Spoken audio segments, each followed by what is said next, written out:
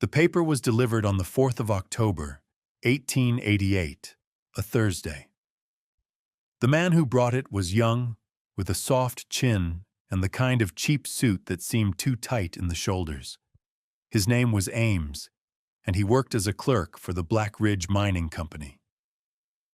He stood on the porch of the small company house, number 11 on the north edge of Gideon's Gulch, and refused to meet Clara Hale's eyes. He held the envelope out as if it were a dead thing. "Mrs. Hale," he began, his voice thin in the high, cold air of 9,200 feet. "This is a formal notice from the company." Clara did not take it immediately. She looked past him, at the sharp, serrated line of the peaks already dusted with the season's first snow. Winter was not coming. It was already here, waiting in the high passes. She was 38 years old, and her husband, Thomas, had been dead for 6 weeks, his body broken in a shaft collapse 1,000 feet below the ground they stood on. She finally took the envelope. Her hands were steady.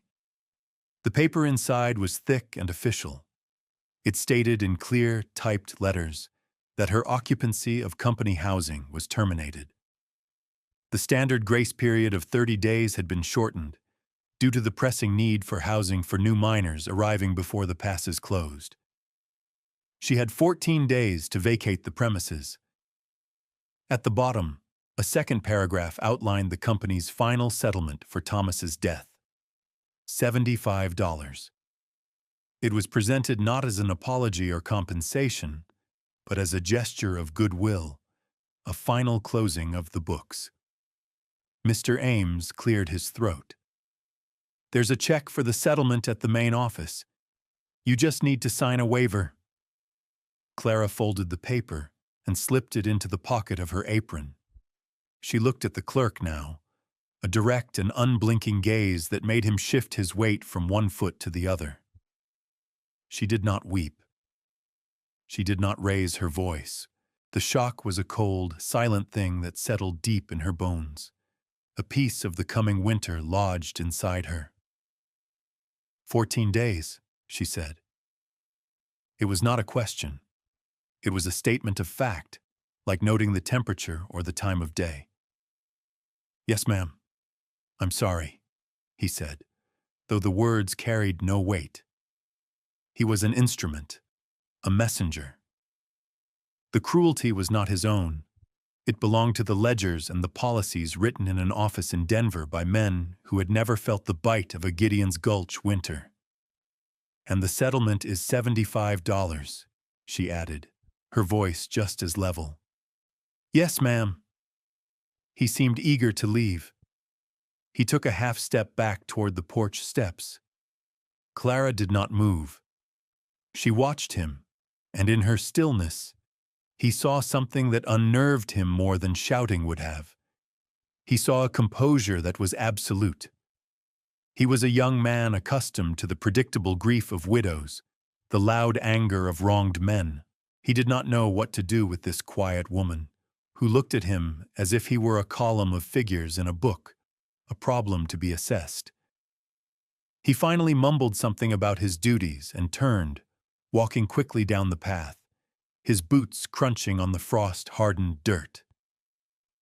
Clara watched until he was gone.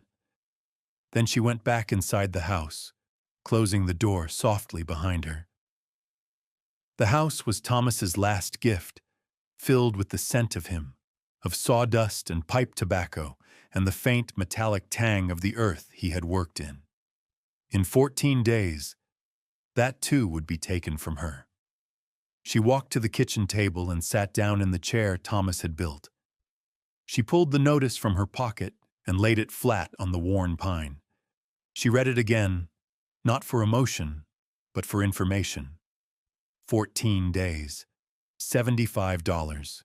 Vacate the premises. The words were simple, administrative, and utterly final. This was the moment the world pivoted. The life she had known was over.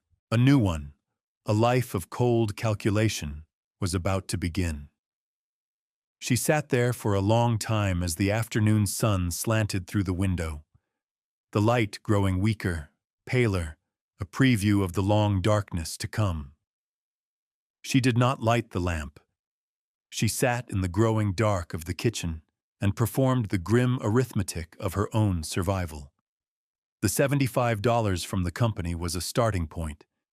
In a small tin box hidden beneath a loose floorboard in the bedroom, she had her own savings, accumulated over years from selling eggs and mending clothes for the miners. She retrieved it and counted the contents on the table in the faint moonlight. $42.16. Her total capital was $117.16. It felt like a fortune and nothing at all. Her mind worked like a careful accountant, listing her options in a silent ledger. Option 1. Denver. The stagecoach ticket would cost $18, a significant portion of her funds. Once there, a room in a boarding house, if she could find one that would take a woman her age, would be at least $4 a week. Work was the great unknown. She was 38. The laundries, the kitchens, the boarding houses, they hired young women, girls with strong backs, who could work 14-hour days without complaint. They did not hire widows approaching 40, women whose faces were already mapped with grief and hardship. She calculated how long her money might last. 10 weeks? Perhaps 12 if she ate little and found a room in a poor part of the city. 12 weeks would take her to the middle of January, the very heart of winter, at which point she would be destitute in a city of strangers. She drew a line through that option in her mind. It was a slow death sentence. Option 2. Stay in Gideon's Gulch. The town was little more than a company camp. Every house, every business, the general store itself, all existed on land leased from Black Ridge Mining. There was no independent life here. She had no family. Her parents were long dead, buried in a churchyard in Ohio, a place she could no longer imagine. Thomas had been an orphan. They had been a complete world unto themselves, a small, sturdy unit of two. Now the unit was one, and it was not viable. She could not rent a room here. There were none to be had that were not owned by the company. She could not work here. The only work was for men in the mine or for young women in the saloon. She was neither. This option, too, was a dead end. There was no third option. The list was complete. She sat at the table and stared at the facts. $117. 14 days until she was homeless. Winter arriving not as a season, but as an invading army. She was a line item in the company's expense report, a minor cost to be cleared from the books. The cruelty of it was not personal. It was systemic, a function of the cold logic of profit and loss. It occurred to her that Thomas had not been killed by falling rock. He had been killed by this same logic, a logic that valued the ore in the ground more than the man who dug it out. She felt no self-pity. The emotion was a luxury she could not afford. Pity would not keep her warm. Pity would not fill her belly. It was a useless, heavy thing. What she needed was a plan, an answer to the equation she had laid out before her. She was a problem to be solved, and the available materials were one woman, $117, and the vast, indifferent wilderness that surrounded the town. The scale of it was terrifying, but the clarity was a strange comfort. She knew exactly where she stood. She stood on the edge of a cliff, and the only way to go was forward. She rose from the table, her movements stiff but deliberate. It was time to pack. She would not waste a single hour of her 14 days. She would start with Thomas's things, the pieces of him that remained. It was in his trunk, at the bottom, beneath his spare woolen shirts and the worn copy of Shakespeare he had loved. that she found it. It was a journal, bound in dark brown leather, its pages filled with his neat, precise handwriting. It was not a diary of his feelings, but a log of his observations. Thomas had been more than a miner.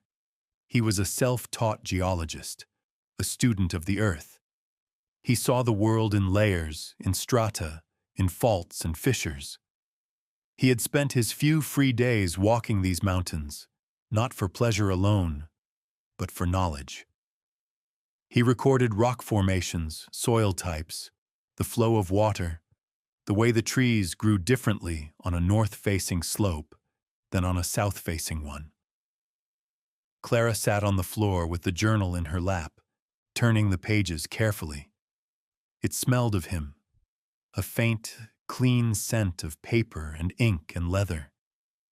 It was a conversation across the chasm of death. She ran her fingers over his sketches of granite outcrops and limestone deposits, and then she found the entry.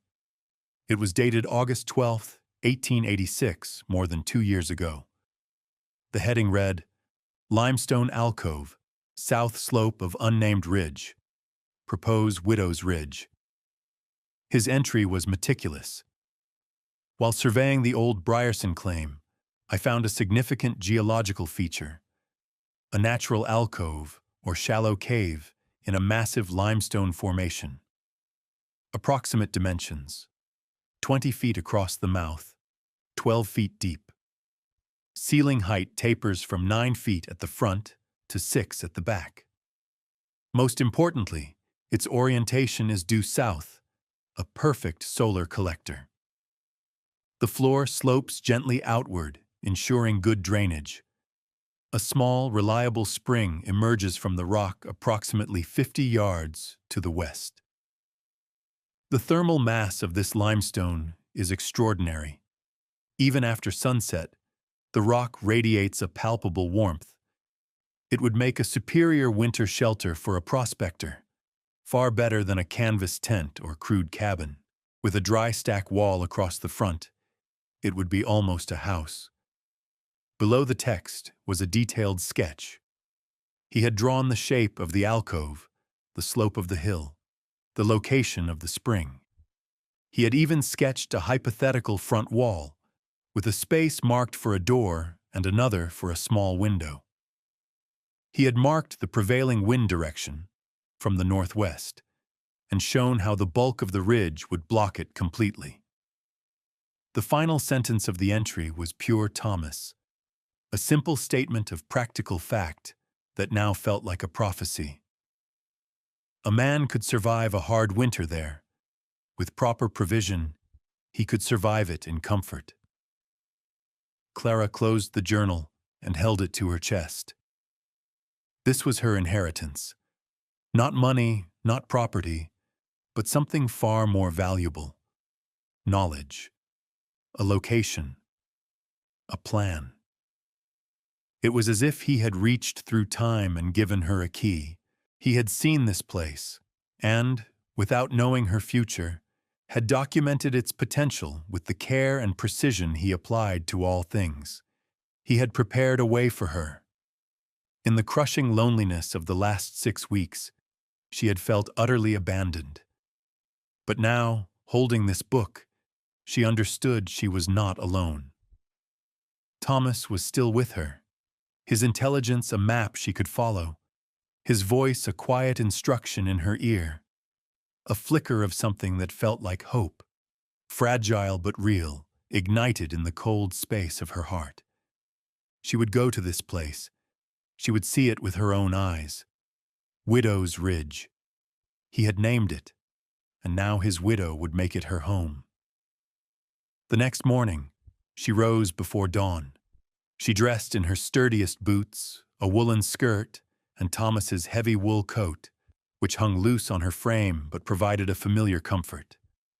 She packed a small canvas bag with a loaf of bread, a piece of cheese, a canteen of water, and Thomas's journal. She walked out of the silent town as the first light touched the highest peaks, her breath pluming in the frigid air.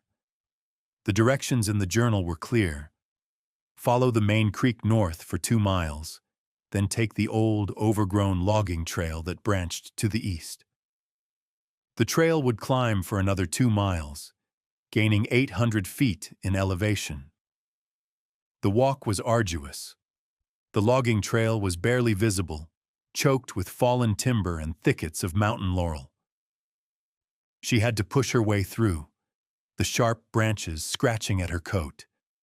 The air grew thinner as she climbed, and her lungs burned with the effort. But the work focused her mind, pushing away the grief and fear, leaving only the task at hand. She consulted the journal, comparing Thomas's sketches of rock formations to the land around her. A granite outcrop shaped like a bear's head, a stand of ancient, twisted bristlecone pines. He had marked them all. She was walking in his footsteps. After 2 hours of steady climbing, she reached the ridge. The trees thinned, and she stepped out onto a slope of scree and sun-bleached grass. The view was immense. The entire valley spread out below her, Gideon's Gulch a tiny gray smudge in the distance.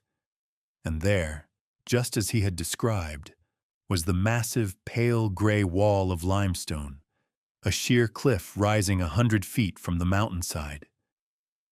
She followed the base of the cliff, her heart pounding with a mixture of hope and anxiety. What if it was not as he'd described? What if it was wet, or too small, or faced the wrong way? It was hidden, just as he'd implied it would be, tucked behind a screen of gnarled, old-growth juniper. She pushed aside a heavy branch and stopped. It was perfect. It was exactly as he had drawn it. The mouth of the alcove was a wide, graceful arch in the rock, 20 feet across. The floor was covered in a fine, dry dust. The limestone walls were smooth and solid, glowing faintly in the morning sun. She walked inside, her footsteps silent. The air was still and noticeably warmer than the air outside. She looked up at the ceiling, 9 feet high at the entrance, sloping gently down to the back, where she saw the dark line of the fissure he had mentioned, a natural flue. She began a methodical inventory, just as he would have. The interior space was roughly 200 square feet, the size of a small cabin. The floor was dry and sloped correctly for drainage. The southern exposure was absolute. The sun would pour into this space from morning until late afternoon. She stepped outside and found the spring, a steady, clear trickle of water seeping from a crack in the rock and gathering in a small, stone-lined pool. Below the ridge, the south-facing slope was a treasure trove of fallen timber, ponderosa pine and aspen, seasoned and dry, enough firewood for a dozen winters, and everywhere, scattered across the slope, was an abundance of flat, manageable granite stones, scree from the cliffs above, perfect for building. She sat on a flat rock at the mouth of the alcove and ate her bread and cheese, looking out at the world. From here she could see everything. She was above the town, separate from it. The company that had evicted her was a powerless abstraction down below. Here there were only the rock, the sun, the water, and the wood. The fundamental elements of survival. Thomas had not just found a place. He had found a fortress, a piece of geology perfectly engineered for life. She opened the journal to his sketch and laid her hand on the page. "Thank you, Thomas," she whispered to the quiet air. The decision was made. This would be her home. This could work. This could actually work. Her first stop back in Gideon's Gulch was Porter's General Store. Elias Porter was a man of 70, with a fringe of white hair and hands gnarled by arthritis, but his eyes were sharp and missed nothing. He had known Thomas for years, had respected his quiet intelligence and his habit of paying his debts on time.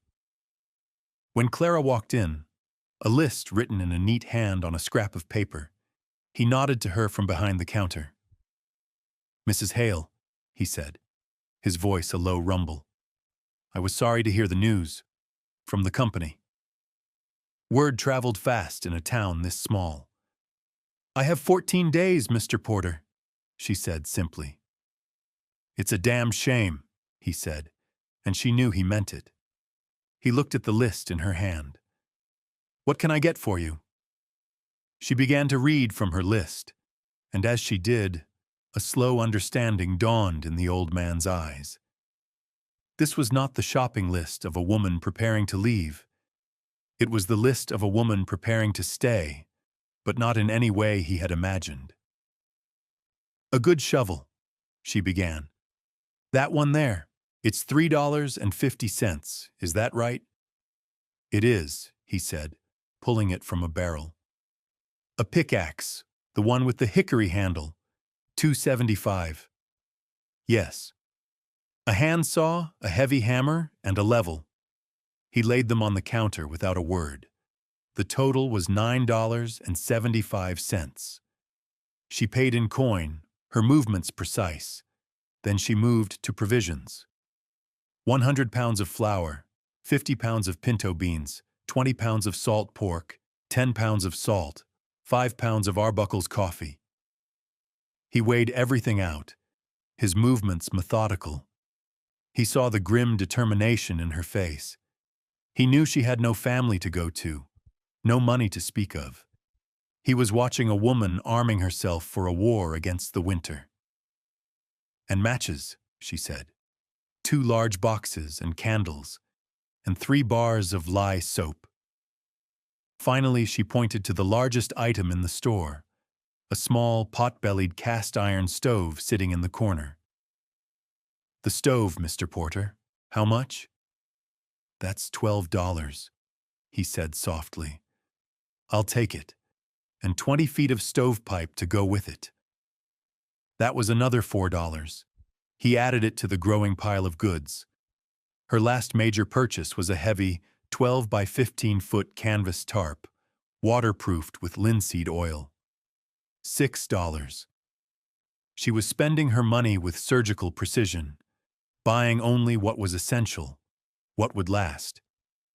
When she was finished, the bill came to $59.25. It was more than half of her entire fortune. She counted out the money. As she did, Mr. Porter went into the back room. He returned with a thick gray wool blanket, a small whetstone for sharpening the saw and axe, and a heavy wooden box filled with an assortment of nails, screws, and hinges. He placed them on the counter with her other things. "What do I owe you for these?" Clara asked. "Nothing," he said, his gaze steady. "Thomas was a good man. He settled his accounts. This one is on the house." Tears pricked at the back of her eyes, the first she had felt since the notice was delivered. It was the simple, unexpected kindness of it. She blinked them away. "Thank you, Elias." "You'll need help getting this hauled," he said, gesturing to the heavy stove and sacks of flour. It was a question disguised as a statement. "I will come for it in pieces," she said. "I can manage." He knew better than to argue. He saw the set of her jaw. "I'll hold it here for you as long as you need," he said. He did not ask where she was going. He did not ask what she was building. He saw her resolve and he respected it. He was a quiet ally, a witness to her impossible plan. And in a world that had declared her disposable, that witness was worth more than any amount of money. The labor began that same afternoon. For the next 10 days, Clara worked from the first light of dawn until the last fading rays of dusk. Her life became a cycle of pure physical effort. The first task was moving her supplies. She could not carry the stove, but she could manage the smaller things. Each day she made 2 trips, hauling 50-pound sacks of flour and beans on her back up the steep trail to the ridge. The 4-mile journey took her nearly 3 hours one way. Her muscles screamed in protest, but with each trip, she grew stronger, her body hardening to the task. She left the heavy stove and tools at Mr. Porter's, the final items to be moved. Once the provisions were secured in the back of the alcove, covered by the canvas tarp, she began the construction of the wall. This was the most grueling work of all. Using the pickaxe, she loosened the flat granite stones from the scree field below the ridge. Each stone weighed between 20 and 50 pounds. She would pry one loose, lift it, and carry it up the slope to the mouth of the cave. Her hands, soft from years of housekeeping, were raw by the end of the first day. By the third, they were covered in a patchwork of blisters and cuts. She ignored the pain, wrapping them in strips of cloth torn from an old shirt. She was not a stonemason, but Thomas had taught her the principles of a dry stack wall. Choose flat stones, overlap the joints, set each stone on at least 2 stones below it. Use smaller stones to fill the gaps and wedge the larger ones tight. Slowly, painstakingly, the wall began to rise. It was a monument to her own endurance. A foot high, then 2, then 3. She left a 3-foot opening for the door and a small 2-foot square opening for a window. After a week of relentless hauling and lifting, the wall stood 4 feet high, a solid barrier of gray granite enclosing the front of her new home. Next came the woodwork. She used the handsaw to cut down dead standing pine, limbing the trunks and cutting them into manageable lengths. From these, she framed the door and the window, nailing the rough-hewn timbers directly to the rock where she could, and wedding them into the stonework. She built a simple plank door, fastening the boards together with 2 cross braces. She hung it using the heavy iron hinges Mr. Porter had given her, fashioning a simple wooden latch to secure it from the inside. She stretched the canvas tarp over the window opening, creating a translucent pane that would let in light but keep out the wind. Finally, with the help of Mr. Porter's boy, who agreed to drive his father's wagon as far up the logging trail as it would go for $1, she brought up the stove. Getting it the final half-mile up the steep slope was a battle of leverage and sheer will, but she managed it, sliding it over the rocks on a makeshift sledge of pine branches. She set the stove on a carefully leveled stone platform inside the alcove, 5 feet from the front wall. She fitted the lengths of stovepipe together, running the pipe up and out through a purpose-built channel in her stone wall, sealing the gaps around it with a mixture of mud and small stones. Her last and most vital task was the gathering of firewood. This was not a chore. It was her life insurance. She worked with a feverish intensity, sawing fallen pine and aspen into stove lengths, splitting the larger rounds with the back of her axe and a wooden wedge, and hauling it all up to the shelter. She stacked it along the inside wall of the alcove, a dense, fragrant wall of fuel. She organized it with meticulous care, kindling, small branches, and larger logs, all sorted and stacked so the driest wood would be used first. She did not stop until she had amassed a pile that reached the ceiling and ran the full 12-foot depth of the cave, at least 4 cords, a fortress of firewood that represented warmth, cooked food, and life itself through the coming winter. On the 13th day, she stood back and looked at what she had built. It was not a cave anymore. It was a home, a small stone and timber bastion against the cold. And it was hers. The storm arrived on the 21st of November. It did not come gently. It came as a sudden, violent assault, the sky turning a bruised metallic gray and the temperature plummeting 30 degrees in a single afternoon. The wind began to howl out of the northwest, a relentless, shrieking force that scoured the high peaks. Then the snow began. not in flakes, but in a solid, blinding wall of white. Within hours, the world outside Clara's shelter vanished. She was ready. The last of her firewood was stacked, her provisions were organized, and her small home was secure. She latched the plank door, the sound a solid thud against the rising shriek of the wind. The gale hit the massive rock of the ridge and split around it, leaving her alcove in a pocket of relative calm. Her stone wall, only 4 feet high but thick and solid, deflected the gusts that swirled around the edges. Inside, the silence was profound.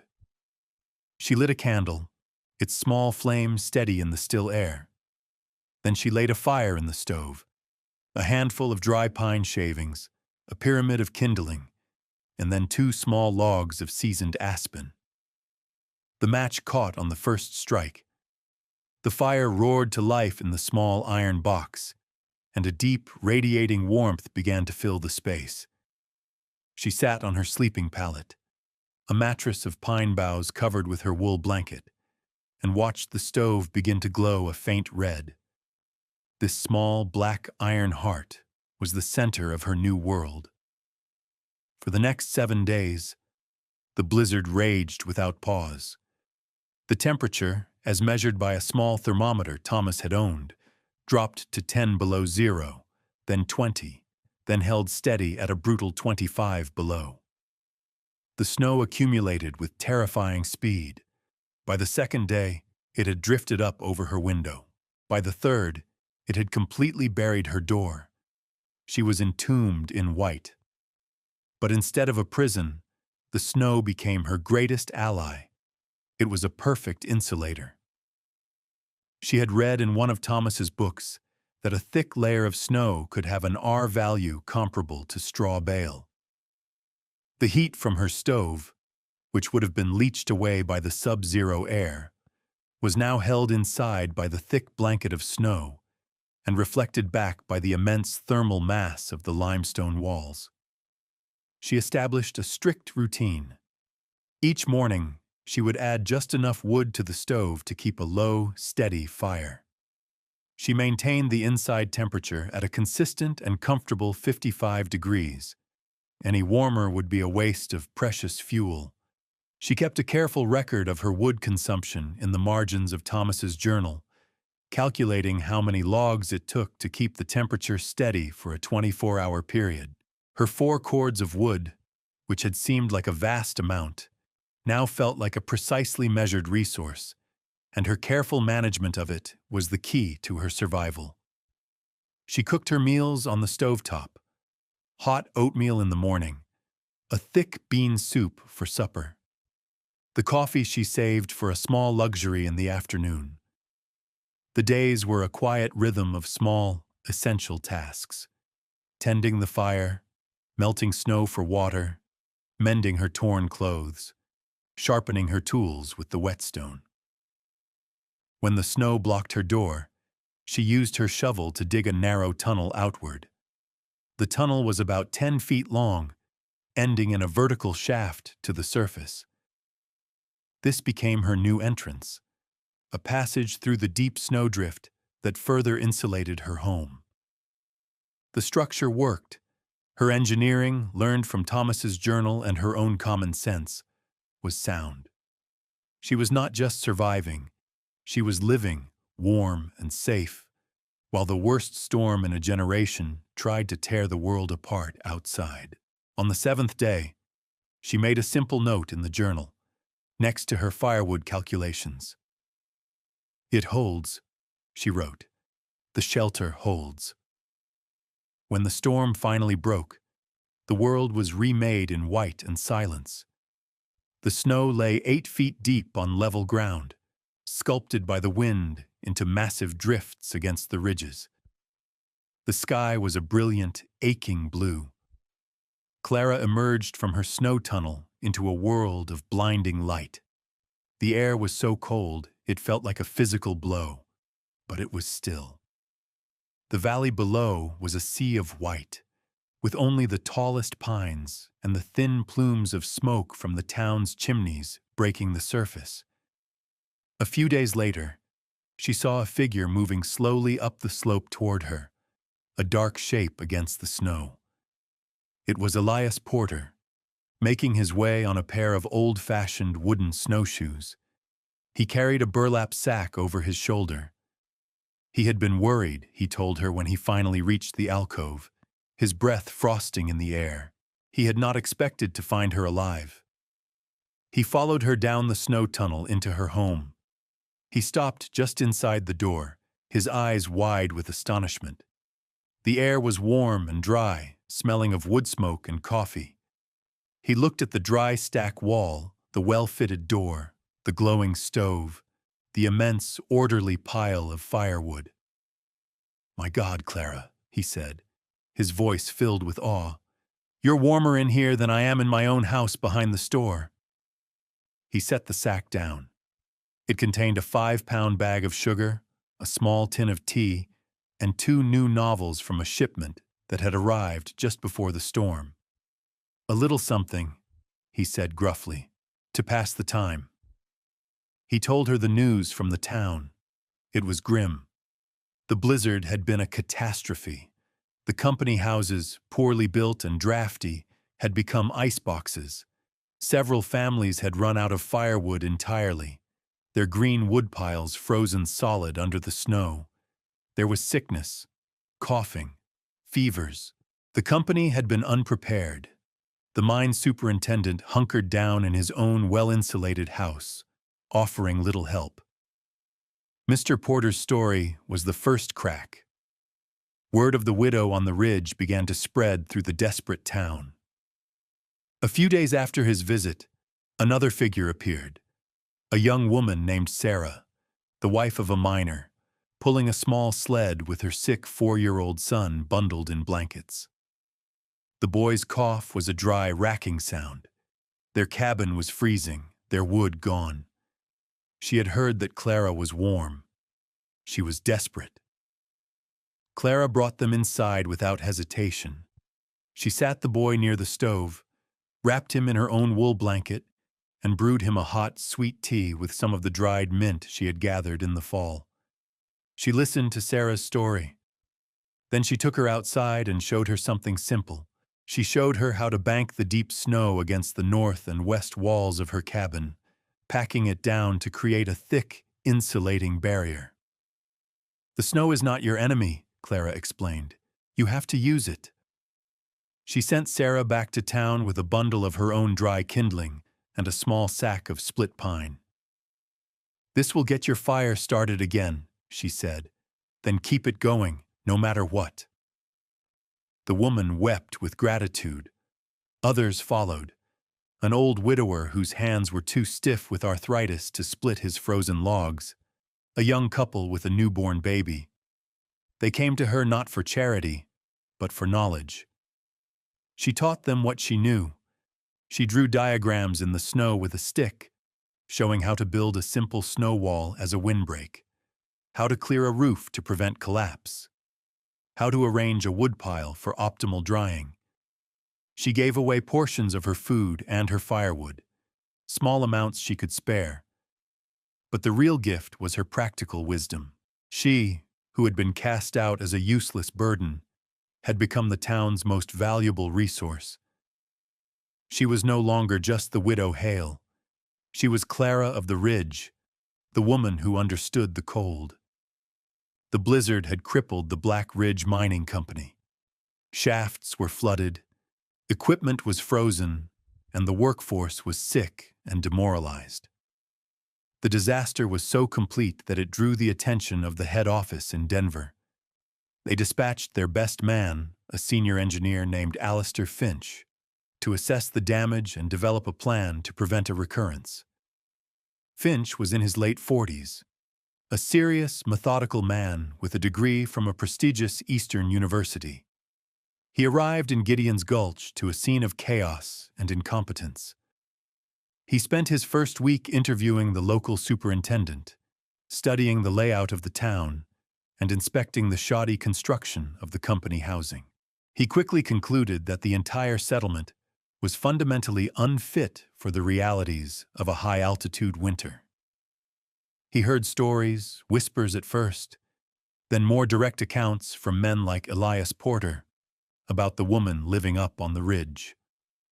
They told him she had built a shelter in a cave and had ridden out the storm in warmth and safety. Finch was a man of science and engineering. He was deeply skeptical of folk tales about miracle shelters. He assumed it was an exaggeration, a crude hovel where a desperate woman had gotten lucky. Still, his professional curiosity was piqued. Accompanied by Mr. Porter, he made the journey up to Widow's Ridge. As they approached, Finch saw the neat plume of smoke rising from the stovepipe, a stark contrast to the haphazard, smoky chimneys in the town below. When Clara opened her door and he stepped inside, his skepticism evaporated, replaced by a profound, professional respect. He did not see a hovel. He saw a masterpiece of vernacular engineering. He ran his hand over the dry stack granite wall, noting the tight fit of the stones and the intelligent use of chinking. He examined the installation of the stove, the way the pipe was sealed to prevent both drafts and fire risk. He looked at the massive, well-organized woodpile and understood immediately that this was the work of a planner, not a scavenger. "Remarkable," he said, his voice quiet. He began to walk the space, talking almost to himself, using the language of his profession. "This isn't a cave. It's a passive solar dwelling. The southern orientation, the enclosed entrance. You've maximized solar gain." He pointed to the limestone ceiling. "And you've leveraged the thermal mass of the rock itself. It absorbs heat during the day and radiates it back all night.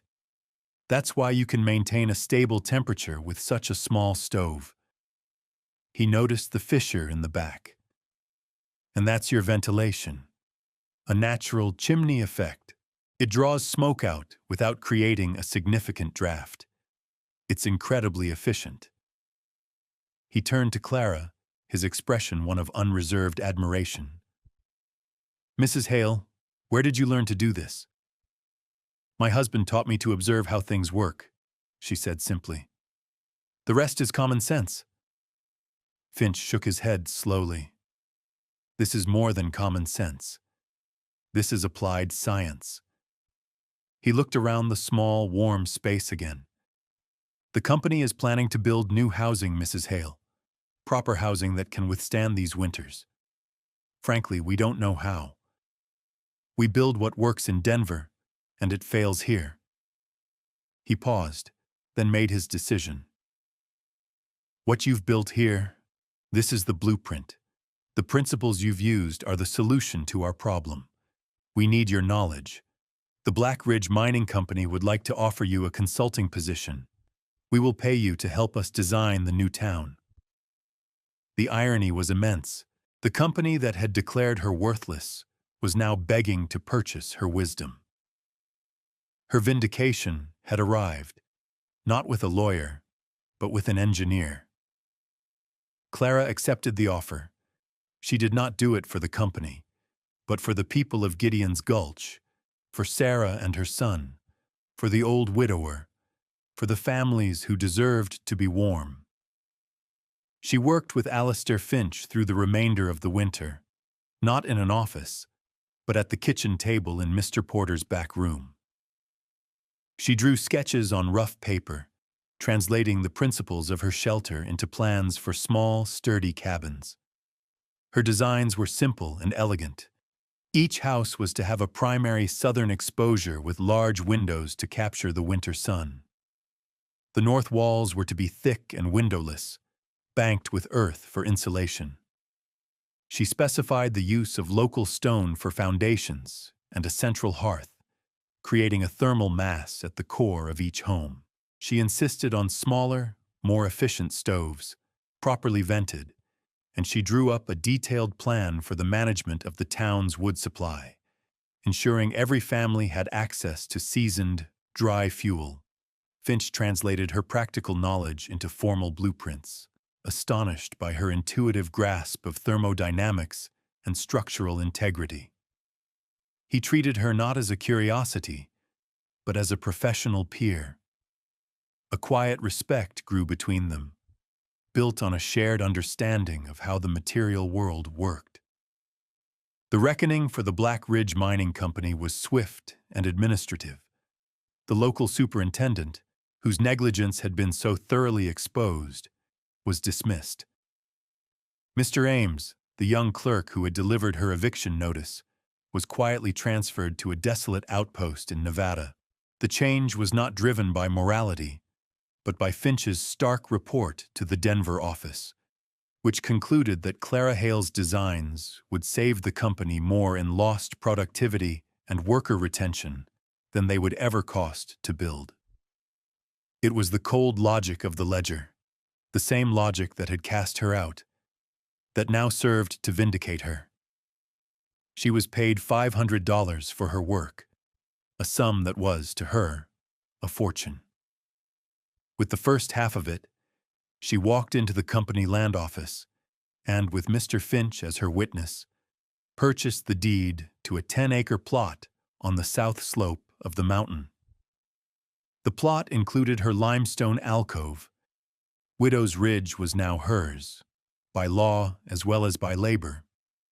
With the second half, she bought the small abandoned house next to Porter's General Store, a place to live during the warmer months, a foothold back in the community that had once expelled her. The narrator of these events would note that there was no celebration. The money was collected. The land was hers. The truth of her competence was documented and paid for. But Thomas was still buried in the frozen ground of the town cemetery.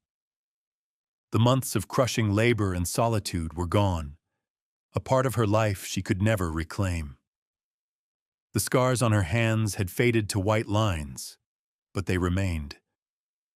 She had not been rescued. She had rescued herself. The final scene takes place the following spring. The snow has retreated to the high peaks, and the valley is green with new aspen leaves. Clara stands at the entrance to her shelter on the ridge. The interior is clean, the stove polished and cool, and a neat stack of kindling sits beside it, ready. She will never abandon this place. It is her fortress, her proof, the source of her new authority. It will always be kept ready. Alistair Finch, who now travels to Gideon's Gulch regularly to oversee the construction of the new town, sometimes walks up to the ridge to sit with her. A quiet companionship is forming, unhurried and based on mutual respect. But that is a secondary story. The primary story is the shelter itself. She was no longer the widow of Thomas Hale, a woman defined by loss. She was Clara of the Ridge, a woman defined by what she had built. The shelter remained, kept ready, a quiet monument to the fact that she had faced the cold, the cruelty, and the calculation, and met them all with her own.